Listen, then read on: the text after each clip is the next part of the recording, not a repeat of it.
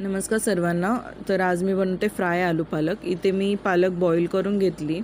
त्यानंतर इथे मिक्सरच्या जारमध्ये टाकून यात बर्फ, लसूण, हिरवी मिरची आणि कोथिंबीर आणि थोडंसं अर्धा चमचा जिरं टाकून वाटून घ्यायचं आहे. दुसऱ्या भांड्यामध्ये कांदा आणि टोमॅटोची पेस्ट करून घेतली.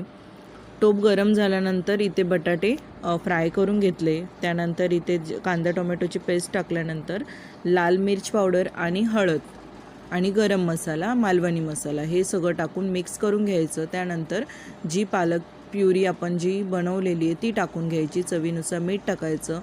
फ्राय बटाटे जे केलेले होते ते टाकून घ्यायचे आणि घरची मलाई मी टाकलेली आहे. तुमच्याकडे जर साधी फ्रेश क्रीम असेल दुकानातली तर ती टाकू शकता. इथे लसूण, सुकी लाल मिरची आणि थोडीशी मिर्च पावडर याचा तडका दिला, तो वरतून टाकला आणि आपले फ्राय आलू पालक रेडी.